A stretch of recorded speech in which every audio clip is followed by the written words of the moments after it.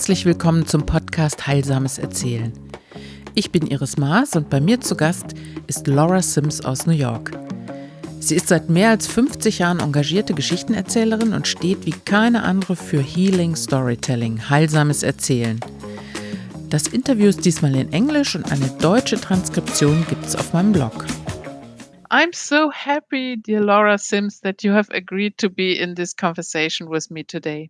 You are the one for me to turn to when speaking about healing storytelling, because when reading your bio and also your book about the secret territories of storytelling, it becomes so obvious that it's the healing and transformational part of storytelling that is part of your work, or the biggest part of your storytelling work. You say that storytelling can be transformational, can transform people or even communities. Perhaps you have some projects that you are doing right now that you have done where we can understand what kind of transformation this is and how this works. Such a great big question. Yeah.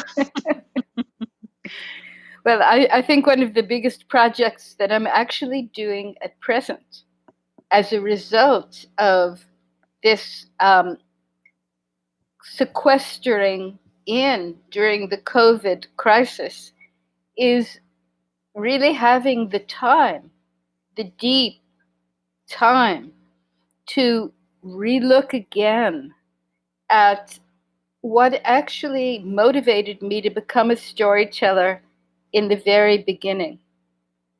So I think in terms of what we traditionally think of as healing, there are people who are all over the world doing amazing projects using narrative and healing that are much more active in the therapeutic field than I am.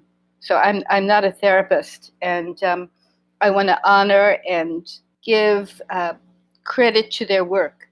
My relationship to storytelling is as a storyteller, and it becomes more and more clear to me as I get older, which is happening all the time, that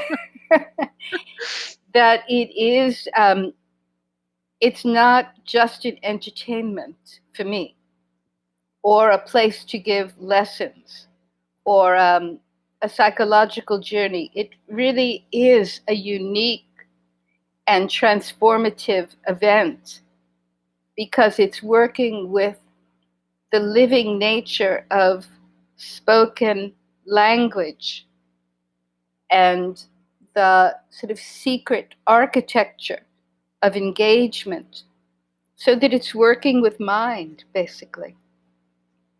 And in that way, we are, in a sense, restoring something that culturally, for a very long time, we have really devalued, which is a connection to all aspects of our beingness and interdependence with the world and each other.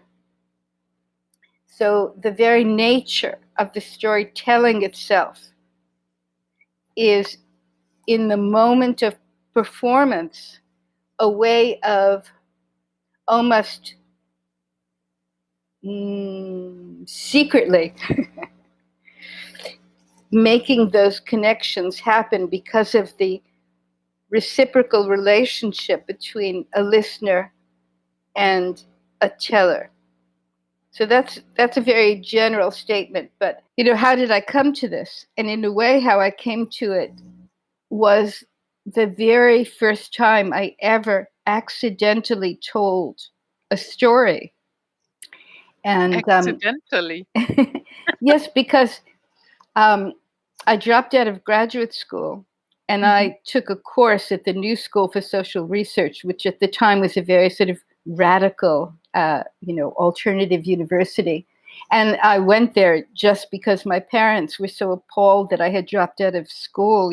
For a Jewish young woman, if I wasn't getting married, I should have a good education. And now I had, dropped out of graduate school actually after 3 days. So this is another story. Yeah. But But that little spice is also part of the storytelling where you become alert to find out something. And that's where our relationship starts to get juicy. Mhm. But I got into the theater kind of backwards again, because I was standing on a line for a philosophy of art course. And I looked over, and there were so many more interesting people on this other line. So I literally decided, I dropped out of graduate school. What the hell, So I got on the other line. Mhm. And it was for a remarkable theater class being run by someone who was at the time in the open theater, that was attempting to unpack or even evaporate form to find out how theater could become an event that had no fourth wall, no separation.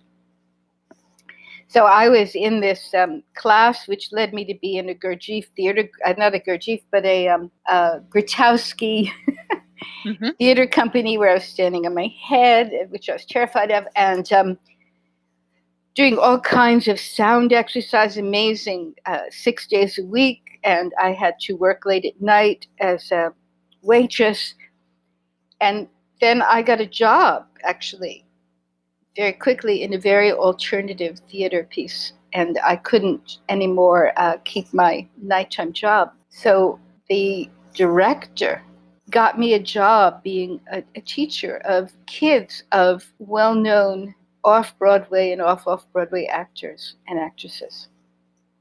And because I can't memorize a thing,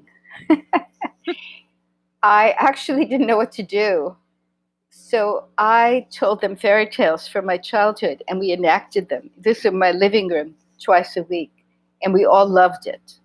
And then they made a theater piece, and all their parents came, Central Park.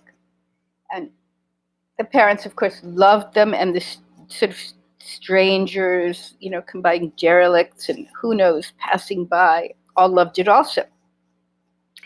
And the parents wanted them to do it a second time. So they said to me, you have to do something in between.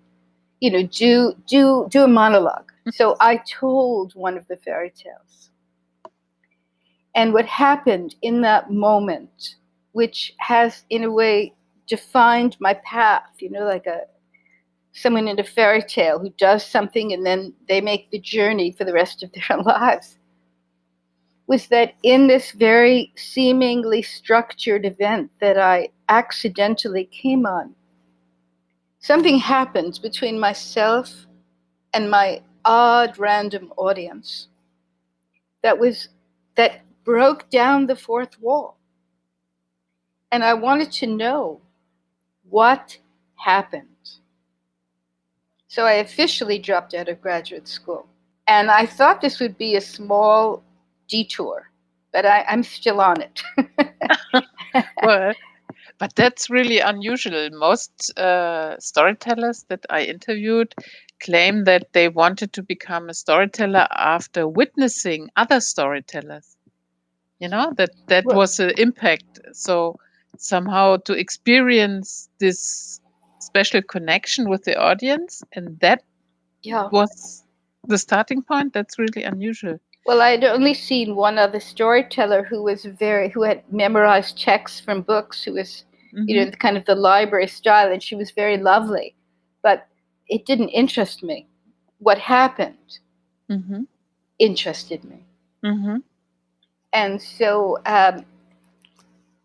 I think that I was very lucky in a way. There weren't that many storytellers to look to. I was at the museum. I got a job at the Museum of Natural History, Oh, telling yeah, we stories. know that from movies.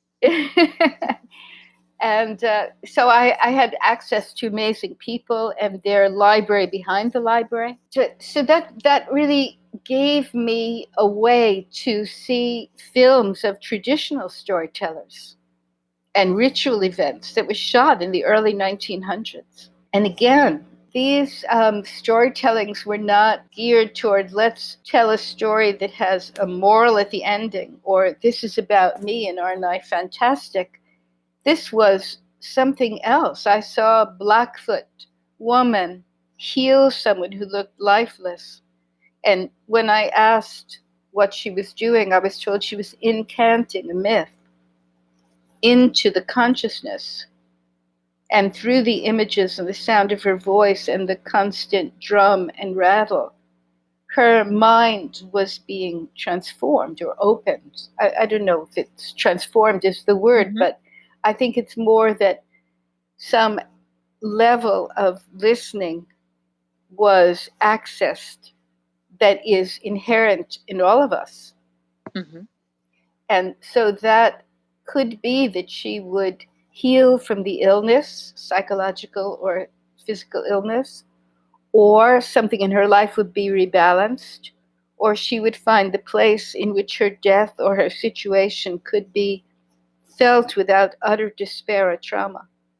So that I'm telling you this, don't think I knew this in my 20s, but it's what I recognized something, and I constantly wanted to know more about it because I felt that it was not only the content of the word, but something about the sound of the word. And then I began to be very interested in how sound travels between the speaker and the listener, and how the more that people fall under the spell of the ongoing story, the more that there's an immediacy of imaginative response in which the mind expands. So one has associations, and the depth of one's emotions can come up without them being edited by trauma or opinion or bias. So it's a kind of very sneaky activity. Yes, that's true. Good mischief. Good mischief. So somehow it's also about, your journey is about, let's say, like controlling or willfully using these methods to create this transformational process between listener and speaker? Well, I hate to use the word control. I understand what you're saying and really appreciate it, but it's more that it's a kind of recognition of how there's the story and it has a structure, beginning, middle, and end. And usually, because that's how we're trained to think, we look at the story. The story must be the healing. And the story is very powerful. But depending on how the storyteller engages with the audience, that's where the penetrating experience happens, because the storytelling happens on many levels all at one time, in my experience. I think so too. Yes. No, I did not mean control, but somehow in your first experience, it was just happening. And Yeah. I understood that it's about mastering these qualities. Yes, I would say that. Then because then in every situation and with every story and every situation, if it's one person or it's 9,000 people, there is a quality of staying sort of awake and alert, even while you're in the story. There's a lot of energy, as you know, when you're telling a story. And sometimes suddenly that horse is riding you and whoof, off you go. But how do you learn to, when I was 16, my first boyfriend's brother rode the wild bulls in the rodeo. So I think it's a kind of, I've never been on the back of a bull, but in a way, sometimes I've been on the back of the wildness of my own mind that is energized by the character, by the witch or the hero, heroine, or whoever it is, or even the place itself. It's just, And how do I both let that be and stay with the story and my audience at the same time? So there is a quality for me of the healing property of a kind of distance. What do you think is or are the most important qualities that you needed to develop to become the storyteller you are now? The storyteller I'm still becoming. You're still becoming? but on this path. Well, of course, in general, you want to have a kind of develop an instinct for good stories, for stories that have the potential of really having meaning for your audience. And that doesn't mean that it has to be pointed out meaning, but that somehow the journey of the story is bigger than itself, and that everyone can be in it. And many stories you can find that if you're willing to look. So you need a good story, obviously, and I think we all know that. And but then there's a great Uzbeki Jirao. Jirao is an epic singer. And in a book that Ted Levin, who's a wonderful scholar of Kazakh, and Ted, in his book, recorded a Jirao saying, an epic singer saying, when he asked, how do you prepare for a performance? He said, first, I tune myself, then I tune my instrument. So the awareness and presence of the storyteller, which means how are you in your body? How are you? And I don't just mean being mindful, but having some kind of innate awareness of the situation. It's a sort of uncategorizable element, but we recognize it. So that took me to a 37-year practice of Tibetan Buddhist meditation. Oh, yeah. Because I realized that at some point that I knew how to be mindful, but that the awareness was always coming and going. And I wanted to see how I could strengthen that, what would happen in the storytelling. And I was very fortunate for things. You asked another question about the netherworld. Yeah, because you are like a person that mediates, between our reality and the netherworld, so to say. So I was once in a private school in New York, and there must have been like 300 second graders. All these, I couldn't believe that there were so many of them, but they were small and they completely filled the room. And I told a very long fairy tale. And so two things happened. One, and I've told this story before, at the end, I had a few minutes left. And so I said, well, how was it for you? What did you like to this mass of little people? And a girl right in front of me said, well, I forgot the story already. I said, well, that was fast. What happened? She said, I got married. Oh, she got married, yeah. It was so startling. Everybody laughed. The teachers nearly fell over. But I was really thinking about that. Actually, that internal union that the story is moving toward, she felt it. It happened. Yes. So I'm assuming that's her sort of almost symbolic way of saying that that's what happened. We did have an extraordinary time. I don't know if it's because it took place in an airless basement, the collusion of our minds in that situation, and great story. Then I got in the elevator to go up and out. And a teacher was there with a boy who was obviously one of those kids who you have to keep a handle on. And he said, you're the storyteller. And I said, yeah. And he said, Laura Sims, the netherworld needs you. Oh. And another message.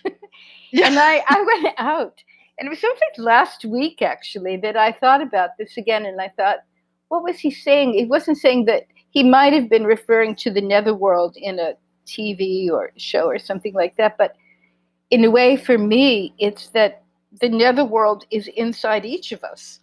And when we are listening to the story, we're becoming everything, like layer by layer, we're going down into this place. Yes. And the images are rising up, and we're becoming everything very, very fluidly. It's not fixed like a film. You could stop it. It's this fluid event, very vivid and ephemeral fluid event. And it does, that place in us that we have been taught is really negative, is where all the jewels are kept. Like in one story I'm working on now, that Actually, the wedding happens in the middle of the story. And then you'd think, oh, that's the end of the story. But no, the amazing woman who the hero has sought and found says, well, I have to go off because I rule 9 realms and I have to have a council meeting with them now that all this has happened. And here's the keys. And you can go to every room, but don't go to this one room in the basement. And, why did she give him that key is always the question. If really she already knew that everybody had told him not to seek her and he left everything to seek her, now she's telling him, don't go there. Of course he's going to go there. And he does. And there is a giant chained in the basement. And I thought, well, this is real life. You get married, everything's fine. And then the giant in the basement. So, but the story goes on. And then somehow, of course, because he lets fresh air in, the giant breaks out and calls for his horse. And so rides around and recaptures the princess, the woman. The prince, our seeming hero, then is like, whoop, out. She is in and he's out, but she gives him instructions. And he cannot overcome the giant himself. He has even further to go. Like the netherworld has not been plummeted here. He goes to a witch who gives him instructions of how to deal with the mother of all demons, who is on the top of this inconceivable mountain in another realm. And she's the one who has this old, very funky horse with its back bent and its legs trembling and its ears hanging down and its eyes glazed over. It's actually this horse that has 14 hearts that she has hidden, that he has to risk his life to get that horse so that he can then defeat the horse, who's that horse's brother, by the way, that the giant rides. And it is that horse who's fed on coal and fire. And the 14-heart horse says, my brother, I could give you fresh clover and raw milk if you would just throw that giant off of you. Which then the horse of 7 hearts throws the giant off, and then they leave that world and come to ours. And many other things happen, but it's that commitment to not just heal the symptom or make somebody feel bad, but to create a way that we have the capacity to encounter the root causes of either a psychotic episode or a trauma, or even just our ordinary, culturally acceptable, disconnected, neurotic behaviors. To just look at that inside ourselves to gain our strength, the strength of 21 hearts. Oh, that is beautiful. Isn't it? It's an amazing story. But also, it's such a hard story to tell because it's so long. An American audience, sometimes people say, oh, if you can tell a story under 7 minutes, people don't have an attention span. Well, I think if you're listening to something just mentally and staving off everything else, you don't have any attention span whatsoever. Yeah, that's true. That's true. But if you listen from what's called heart-mind rather than mind-heart, then if you listen from that place, you have endless attention. And it's your story. It's not the story about them. It's your story. And interestingly enough, I think it's dependent on the awareness of the storyteller. And it's taken me so many years, and I so appreciate the length of the journey that it takes. It's been amazing, actually. I have noticed also when I saw you in Aachen that long time ago, and also in your book, that your stories have a special quality. They are like very epic stories, very long journeys. And one can identify so much with several steps of this journey because it's like picture of our life, with all these scenes and things happening and somehow, yeah, I always can recognize things from my own life in this journey. But I never found these stories like written in a book, or perhaps I've not done a good research. Are these stories that you combine from mythology or existing stories and adding things? Is it a combination or invention new, or is it in fact a traditional story that you got from somewhere? Because you told me that the story has a special function. It's very important to have this instinct for a good story. So where do you get them? You ask such great questions. I hope I can answer, because they're never black and white answers. Sometimes the story just falls on you. Sometimes it is that a piece of a story will really get me. And the rest of the story, I think, what's going on here? But before I invent anything, and I hope I'm not inventing anything randomly, I really investigate and look at, like, what's really happening inside here.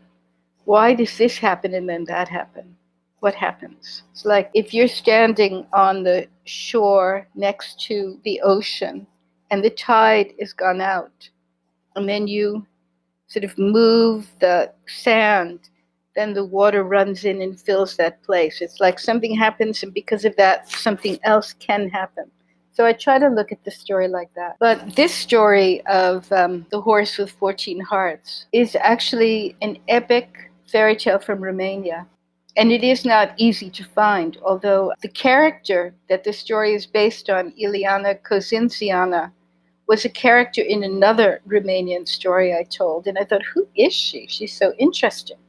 And I was told, well, there used to be whole epics about her, but I couldn't find them. And finally, after 25 years, a friend of mine, Zev Feldman, was doing research on Jewish and Roma musicians in the north of Romania.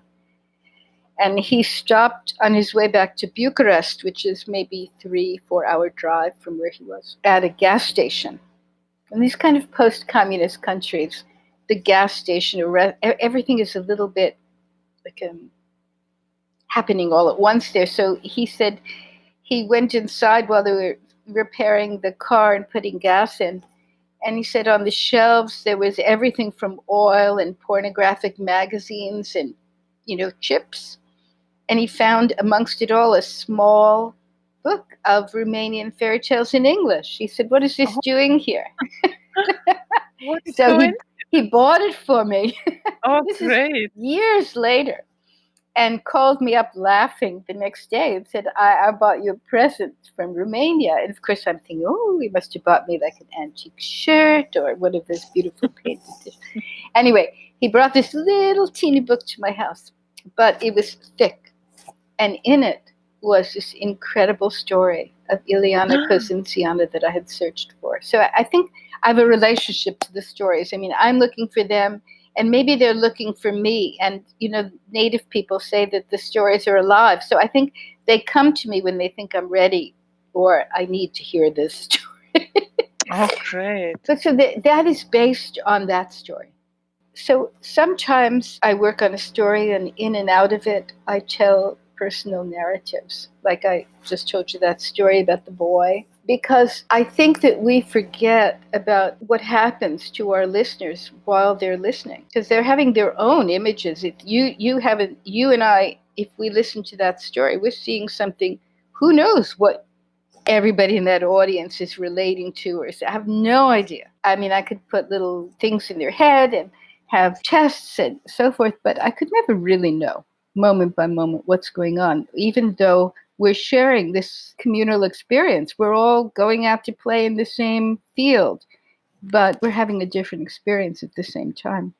So I began to add these personal stories inside fairy tales and myths, because we tend to think of fairy tales and myths as make-believe and personal experiences as true, where I think they are both mythic and they're both true, depending on us. So I started putting these stories inside and exploring that. Or framing the story, with the experience of where I told the story, that gives you a sense of its life, that it's not just like a museum product. You could buy a little icon or doll or touristy thing somewhere and it's, oh, that's a nice story. And also then I really do have to look at when the story was set down and who actually recorded it. I was working in a project with kids on the Lower East Side of New York. That's not far from where I live. Mm-hmm. But it's a kind of very low, it was a low income area now being bought up. But it really has a lot of undocumented immigrants and lots of ethnicities. It's kind of marvelous, used to be dangerous place. And there's an art center that I love. It's small, but it had been a synagogue, one of the earliest synagogues in New York. And when you walk in, there's a kind of very new agey vegetarian cafe, but on the walls, they've kept the old walls from the synagogue where there's marble and Hebrew writing of the names of people. And actually, my grandmother is on that. So I'm in love with this place. So I volunteered for several summers to work with their kids and tell stories, because it just amazed me. Because I know my grandmother, who came from Romania when she was 18, was forced into a marriage into an old man who died, and then she was left with one son and she lived on that street, on 6th Street. But anyway, what happened in that place was that the summer project was for the kids to make a map of all the stores and buildings and parks and churches and synagogues and one mosque, actually, all on that street. And then to interview people so that they could see the history. And so they wanted me to tell stories about place.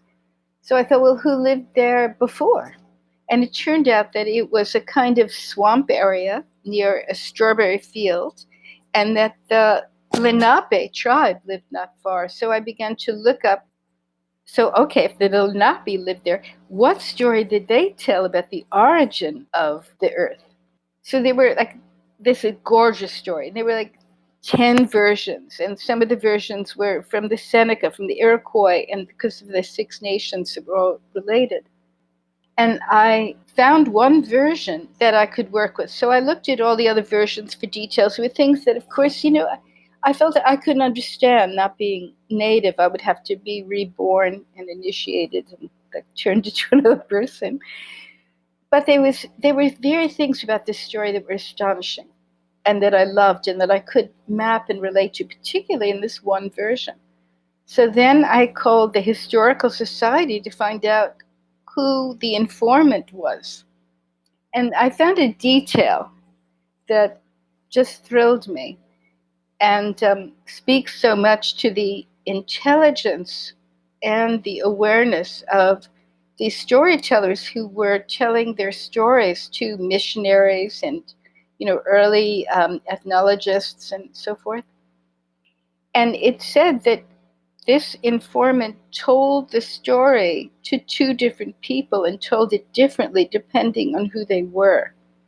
And that he felt that the knowledge that was in this story, that he could emphasize certain things that was needed by these colonial people who were taking over their world and ignoring the consequences of controlling and manipulating the environment and ignoring the spirit and the actual history. Mm-hmm.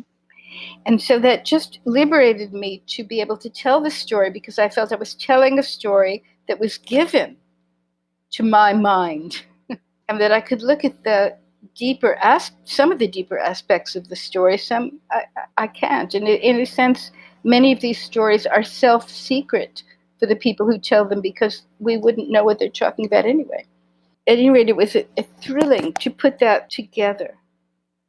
And I told it over 6 days with these kids, so that we would tell a section and then they could rampantly make maps and draw and talk about their lives. So it was the whole thing was extremely thrilling. So that's how sometimes this happens. How it happens. Wow, that's a marvelous example. I really envy you. That's a good project. Was this project taking place before the pandemic Yes. or Oh, yeah. during? Yeah. Before, No, yeah. it was two summers before, because now I'm not. I mean, I had a project this summer with kids online, and I would say it wasn't as in depth as that one. First of all, I thought the kids were like they had enough of being online, and but it's just everything. Any project, I think, Iris, is a good project to work on if you start to think about what it is like. Start to think about what's really happening in this story, or what really is somebody asking me for, so that it's not that sometimes it's very specific, like being hired to go to Haiti and work with health workers who were working in camps with mothers. That's very specific. But what happened, of course, is not always, I can have a project and work on it, and then when I'm in that situation, you realize more about what's really needed than the structure of the project that you've been Yes. asked to do. But somebody just called me now from a museum.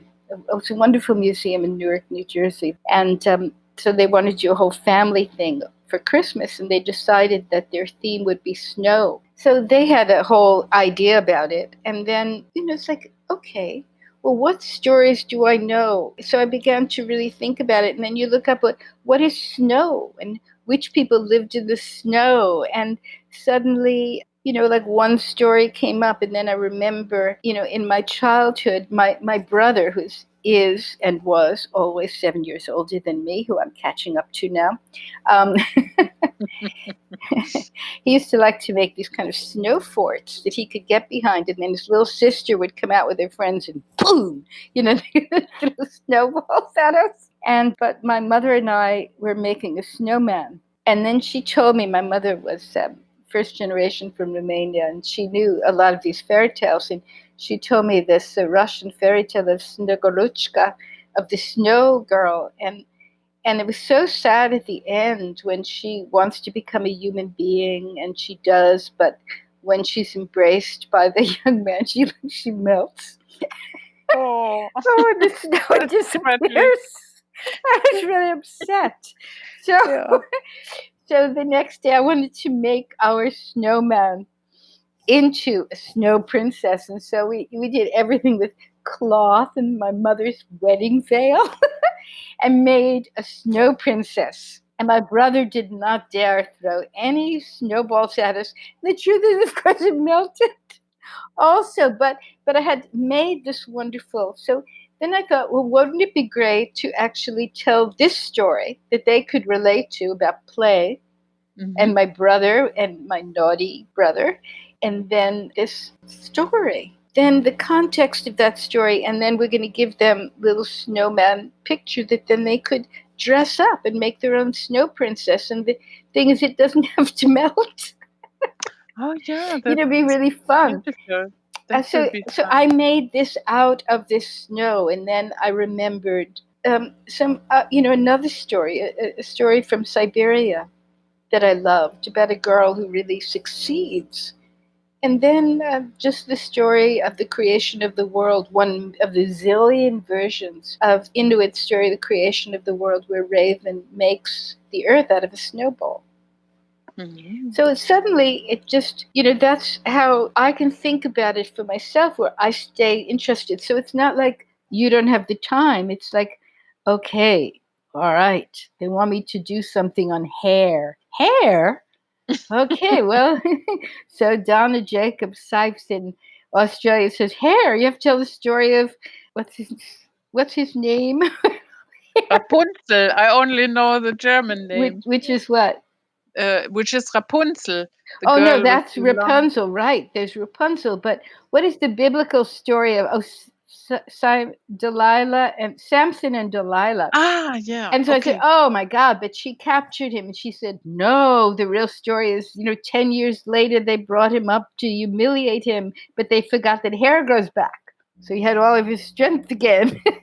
So suddenly hair became so interesting. And in this group of teenagers, they all had such obsessive relationships to their hair, that either they tied it up in braids really tightly, or they covered it, or they dyed it, or they straightened it.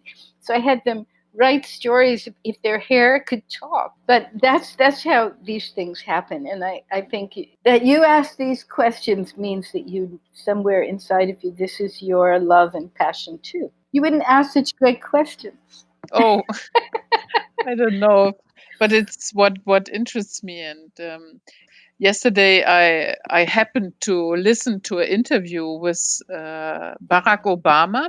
He gave it to Markus Lanz, which is a German interviewer who flew over to New York to have this interview. And Obama said yes, that people basically don't vote on programs, but they vote on basis of stories that best explain and fits to their circumstances, and that it was the task of politicians to change the narrative. And I found that just so fitting to this search that is ongoing for me about this storytelling, healing, and transforming with storytelling. So I really feel that perhaps there's also a revival of storytelling somehow, because right now this is the part of our lives, as you mentioned before, that is somehow hidden, or it needs to come up again. Yeah, this Yeah. magic in the life, or the myth that we want to have to live according to. We want to have a good narrative, a good story to Yeah, but fulfill our also lives. we could have a story that either gives us one single conclusion, or a story that may have many conclusions and open us up. There's a difference. I once went in Poland, in Warsaw, to an exhibit on the origins of fascism and genocide, and it was all about storytelling. You know, this idea of how do you create an outer story that over and over again, so the mind that is already somewhat frail or threatened will believe that story, as opposed to a story that opens up. And I think, you know, you asked her, what are the qualities that a storyteller needs? And the other thing is, I guess you have to, two things. One, you really have to learn how to listen, and listen beyond your own opinion or what's familiar. And that's very uncomfortable and can be disturbing. So being willing to listen beyond to what's actually being said, as opposed to listening to for what you want to hear or what you think are the pillars of healing. Oh, and then you have to listen to what are the stories. I mean, I think at some point, this is a personal story, but I was walking down the street, and a man I was talking to is very, very brilliant and very public person. And I was saying something, and he said, do you know how many times you interrupt and say, oh, but I'm not good enough in some way? And he said, what is this story that you keep retelling yourself? And then I thought, oh, I have to really look at what is this story that I secretly believe in about myself. So as a storyteller, by doing that, then I can hear others.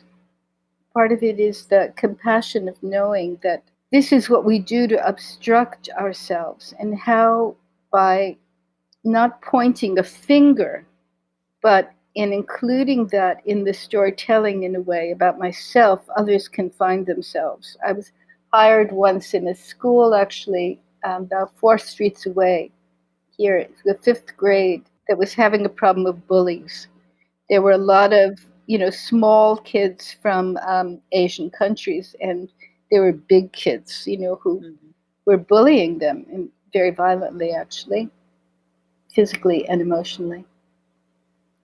And I didn't know what to do. I'm not, a trained, like school psychologist or this and that. So I thought, well, I know a Cinderella story that has these sisters who are such terrible bullies, and I know this other story from actually it's Kurdish Iran, about 2 brother-in-laws who are really bullies who set out to destroy someone. I just told these 2 stories because, and they were sitting, it was almost like zones, the little kids and the bullies sitting in their own zones. But they were all listening to the same story, all becoming both the cause and the consequence. So when it was over, and I asked them, this one big kid said to me, boy, those brothers were like so mean. And I said, well, how were they mean? And he said, well, they did this and they that. And I said, wow. I said, yeah. I said, what do you think happened to the youngest brother? They said, well, they almost killed him. And I just let it be. I didn't say, well, that's what you did. You better be nice. And also then the little kids listened, and they talked about the hero who was love and care more than rage and violence. So it was just an amazing conversation. And then I asked them about their own lives. And one of the bully boys told this story of having to take care of his disabled youngest brother every day. And he was always tired. He hated doing it because he couldn't go out. And it made him so angry. Mm-hmm. And all these kids are listening. And then one of these other kids talked about how his mother during the Chinese Revolution had to leave her home and had one silver bangle bracelet, and how she sold it for a bowl of rice for her children. They had never imagined each other's lives. And suddenly, so I never spoke about bullies have to do this, this is how you protect yourself. That wasn't my role, but I created a situation in which they heard each other. And that's how I learned to do that. And it's more that then afterwards I reflect on what actually took place there. I'm not very good at setting out these systems for people. So I like to tell the story of it and hope that people can make this their own, but the awareness and the listening and the self-investigation and learning how to look inside the story to see not the the beginning, middle, and end, but how everything interrelates. So that and this is the whole process of it. But I love doing that. I mean, it's like a joy. Yeah, it's really a vocation. What kind of stories are you telling, Iris? I'm telling mainly Grimm stories. I started only last year, and this year all my things came to an halt because we had not a strong lockdown, but we were supposed not to go out, and I was especially telling for seniors in senior Mm, centers. mm. So that was obviously not a part to go, and it was a little bit difficult to do online things because they would not have tablets. And I love that you're telling Grimm's fairy tales to elders, because I worked only twice in senior home, and so I thought they would want to hear personal stories and tell personal stories. But actually, what they really loved were the fairy tales. They wanted the fairy tales, and I was amazed. Is that your yeah, experience? that's my experience too. We I also have I'm with a colleague, yeah, with a fellow storyteller called Heidi, and we go there together. So we make a whole program. But we also work with people that have dementia, and for them, they are often restless and they are really not finding peace in themselves. But when we tell the old fairy tales, they can remember from their childhood, and sometimes they even speak with us. You know, there are some formulas in these tales, so they speak them and they really find some rest during the time of our program. So I really like that. Yeah. Well, there you go. Now, so then that's the place I look for. That's the place, Yeah, yes. that's the place, because listening to a story is, if you listen to it mentally, they're listening to it like a song. It's like what part of ourselves is opened up, and that place of listening is exactly what. Bravo, that sounds gorgeous, Iris. And I was really sad that now I cannot go there. So I volunteered for some hospitals that deal with children that have cancer, but so far I have not been able to make an arrangement. Yeah. So let's see. This podcast also is my means of staying in touch. But sometime we will be over COVID, I hope. We will have it behind us or somehow dominated. So Yeah, and hopefully it will do what a good story does. It will open up a deeper, more communal, compassionate way of being in the world, because we've been slowed down. And that's true. What a pleasure to talk with you. Yeah, thank you so much. I've taken so much of your time. It was really a joy, and I need to rehear all that you've said, and probably some meditation practice would be good for me too, I must recognize. So, Laura, thank you very much. You're welcome. Thank you. Das war Laura Sims. Infos zu ihrer Arbeit und auch den Link zum Interview in Deutsch findet ihr in den Shownotes oder unter www.irislydiamaas.de. Maas mit M-A-S-S. Vielen Dank fürs Zuhören und eine märchenhafte Zeit.